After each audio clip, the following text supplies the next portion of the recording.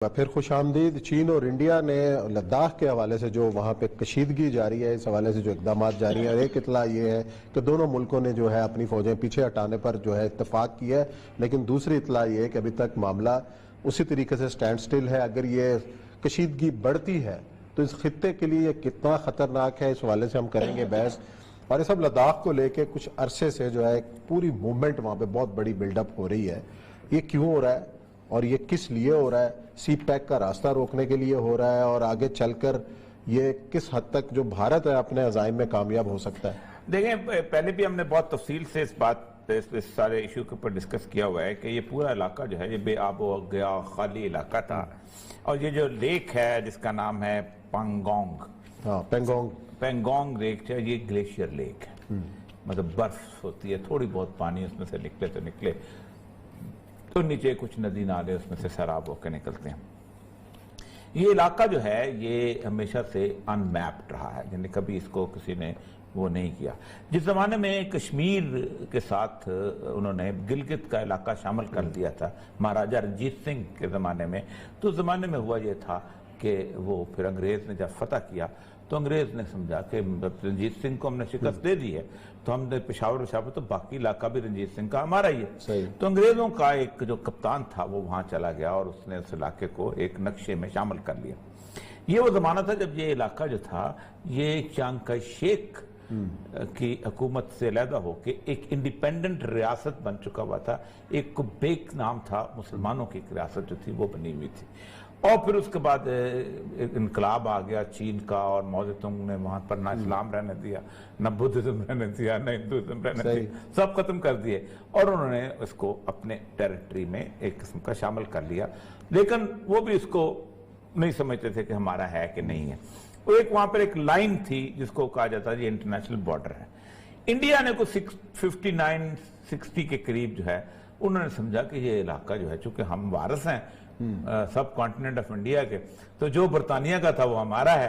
तो उन्होंने वहां जाके बॉर्डर की जाके सड़कें बनानी चाहिए। नेहरू का जमाना था, चाइना को पता चला, चाइना ने उठा के चीजें जैसे 62 में फेंक। और उसके साथ साथ भूटान के इलाके में भी इंडिया के साथ जो है एक बहुत बड़ी ठीक ठाक झड़प हुई और चाइना ने काफी सारा इलाका जो है वो अपने पास ले लिया। और उसी के साथ उन्हें जमाने में अक्साई चीन का जो इलाका है वो चीन के पास चला गया, जो कि कहा जाता है वो कश्मीर की टेरिटरी थी और है।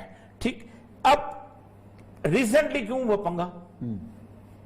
कहा जाता है कि एक 4 रुकनी जो क्वाड बना है जिसके बारे में कहा जाता है कि मॉडिबंड क्वाड है, जिसमें जापान, ऑस्ट्रेलिया, इंडिया और अमेरिका, ये 4 ममालिक शामिल हैं। सही। और ये चाहते हैं कि किसी न किसी तरीके से इंडो पैसिफिक रीजन पे अपनी एक मोनोपोली को कायम करें। उसमें 2 ममालिक ऐसे हैं कि जो पैसे दे सकते हैं ज्यादा से ज्यादा, मतलब जापान पैसे दे देगा और जो ऑस्ट्रेलिया की जो एबिलिटी है वो इतनी बड़ी नहीं है, सिर्फ ये है कि उसके पास कुछ जजीरे हैं जहां उनकी एस्टेब्लिशमेंट है। मैन पावर जो है वो इंडिया के पास है, लेकिन सबसे बड़ी बात यह है कि इंडिया की अपनी टेक्नोलॉजी, इसके ऊपर चाइना ने पिछले दिनों बहुत जबरदस्त तबसरा किया। उसने कहा कि इंडिया जो है इस वक्त दुनिया में सबसे ज्यादा असला खरीदने वाला मुल्क बन गया है। सही। लेकिन उसने ये कहा है कि इंडिया को उसका ये खरीदारी वाला असला जो है ये इसको फायदा नहीं देगा। उसकी बुनियादी वजह यह है कि इंडिया को उस असले को ना इम्प्रूव करने की कोई एबिलिटी है, ना उसका कोई पुर्जा खराब हो जाए तो अपना पुर्जा बना सकते हैं, ना उसके अंदर कोई टेक्निकल एडवांसमेंट आ सकती है। और जंग के दौरान तो होता यह है कि आपके जहाज को कोई हिट लगी है और आपने रिपेयर करना है तो आपके पास रिपेयर की मशीनरी यहाँ होनी चाहिए। ये तो नहीं होता कि आप F-16 का डेनवर भेजेंगे उसको जाके अमेरिका में कि जाओ F-16 को या F-18 को रिपेयर करा के लाओ, या वो वहां से शिपमेंट आएगी, उस शिपमेंट को चाइना का प्लेन ही हिट कर दे, मिसाइल हिट कर दे, तो आप तो कुछ नहीं। तो कहते हैं कि टेक्नोलॉजी जो है इंडिया के पास अपनी जाती नहीं है, जबकि चाइना के पास जो कुछ भी है वो टेक्नोलॉजी उनकी है।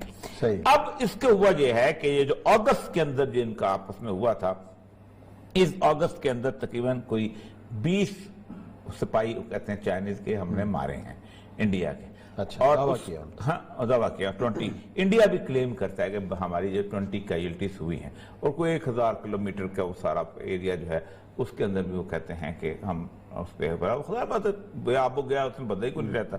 इस के अंदर एक पुल है जिसके ऊपर लड़ाई है। वो पुल इंडिया ने जिसे कहते हैं फास्टर मूवमेंट ऑफ ट्रिप्स के लिए एक पुल बनाया था लोहे को, क्योंकि बाहर से बात अमेरिकन चाहते होंगे वो पूर्ण टेक्नोलॉजी ला के दी है। उस पुल के ऊपर था कि आप इस पुल को खत्म कर दें। चाइना की सबसे बड़ी डिमांड थी कि आप चाहते ये हैं कि आप यहाँ पर फास्टर मूवमेंट आए जहाँ क्लैश हो। राजनाथ ने बयान दिया है कि 2-2.5 घंटे 5:43 के ऊपर पार्लियामेंट में बयान दिया है और उसने कहा है कि Islamic parliament that the two countries had agreed on a phased disengagement around Pangong Lake where they have been overlapping claims. Both sides have agreed that their security forces around the lake would gradually retreat to the positions they held before the border tensions flared up last year.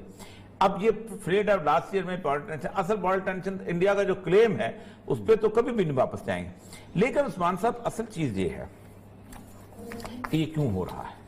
ये इसलिए हो रहा है कि गुजरात से जो सड़क गवादर तक आएगी उस सड़क के साथ अगर इंडियन इन्फ्लुएंस आ जाता है तो वो सड़क बिल्कुल वैसे ही हो जाएगी जैसे कारगिल की 2 चोटियों पे पाकिस्तानी कारगिल में जाके बैठे थे तो सियाचिन का रास्ता रुक गया था और वो यूं उसके निशाने पे आए। तो हम सब पूरी सी पैक निशाने पे आ जाएगी। तो सी पैक अगर निशाने पे आ गया तो इसका मतलब यह है कि आप किसी भी दिन उस पीस टाइम पीरियड को वॉर टाइम में तब्दील कर सकते हैं और वॉर टाइम में न भी अगर आप तब्दील करें तो आप उसके जरिए इन्फिल्ट्रेटर भेजना शुरू कर दें तो आप कितनी देर तक कर सकते हैं। फिर सबसे बड़ी बात यह है कि वेदर कंस्ट्रेंट इतने ज्यादा हैं, सर्दी इतनी ज्यादा है, हालात इतने खराब हैं पूरे इलाके के कि आप मुस्तकिल तौर पर वहां पर पड़ी नहीं हो सकता कि आप सारा चेक पोस्टें लगा रहे और एयर सर्विस करते रहें। और आप सोचें, आप एक जगह खड़े होते हैं तो अचानक एवलांचेज आ जाती हैं और वो पूरी की पूरी बहा के ले जाते हैं और बंदे क्या मकान हर चीज गिर जाते हैं, उसके जेरे आ जाते हैं या कोई और इस तरह। आप देखा होगा कई दफा ग्यारी का सेक्टर में कितने शहीद हुए हमारे पाक फौज के जवान आज तक। तो ये खतरनाक चीज है। जब तक वो टनल्स वाली सूरत हाल नहीं बनती, ऐसी सड़क नहीं बन जाती जिसके अंदर से ट्रेन भी गुजरे जो उनका मंसूबा है और ट्रेन वहां से चलती हुई देखे, इस सारी मूवमेंट को रोकने का मसला है। क्योंकि अमेरिका, जापान, ऑस्ट्रेलिया और भारत ये चारों मुल्क अगर चाहें भी तो समुंदर के रास्ते चीन को रोक भी लें तो ये रास्ता अगर चीन का खुल जाता है तो चीन को फिर समुंदर के रास्ते की परवाह नहीं रहेगी। उसकी वजह यह है कि फिर उसके पास ग्वादर का जो समुंदर आ जाएगा at least thousand of the kilometres का उसका रेडियस है वो खत्म हो जाएगा और अपने वहां से ट्रेन चलेगी। ज़ाहिर बात है शिप के अंदर आप बड़ा बड़ा कंटेनर उठाना, फिर लोड करना, फिर डीलोड करना खासा मुश्किल काम है, जबकि ट्रेन तो आपको दरवाजे पे जाकर रोक जाती है और वहीं से आप कंटेनर डीलोड करते हैं और आके पहुंचाते जाते हैं। ये चीज असल मसला ये है कि ये डिस्प्यूट इस वक्त जो है, ये जो 3 घंटे पहले की इंटरनेशनल न्यूज ये है कि दिस विल एस्केलेट, ये डिसएंगेजमेंट नहीं हो रही इसलिए कि बाकी जगहों पे चाइना जो है उसको दोबारा कंटेन करने की कोशिश की जा रही है और मुझे नहीं लगता कि जो कुछ बर्मा में इन पैसे दे के किया कराया जा रहा है तो जुलूस में कर रहे हैं जमहूरियत के नाम पे, जो बांग्लादेश के अंदर सूरत हाल बिल्ट हुई है, जो दलाई लामा को जो उन्होंने उठाया हुआ है, उसके साथ साथ बाकी एक और वाला मामला जो उठाया हुआ है, तो चीन जो है उसको रिट्रीट ना करे। चीन को अब 2025 को बात हुई है बाइडेन की और चीन के सदर की और उसमें जो इंटरनेशनल प्रेस की खबर है कि गयोर वाला मामला उठाया जी, बाकी क्या बात हुई है क्या नहीं वो इस चीज को पोर्ट्रे कर रहे हैं और रिजीम चेंज करते हैं। लेकिन वो बहुत बड़ा मसला यही है सर, बाइडेन को लाने का एक ही मसला है कि मिलिट्री इंडस्ट्रियल कॉम्प्लेक्स जो अमेरिका का वो चाहता ये है कि वॉर थिएटर को दोबारा जिंदा किया जाए, इश्यूज पैदा किए जाए ताकि हमारा मसला बिके, लड़ाइयों में झोंका जाए सबको। चले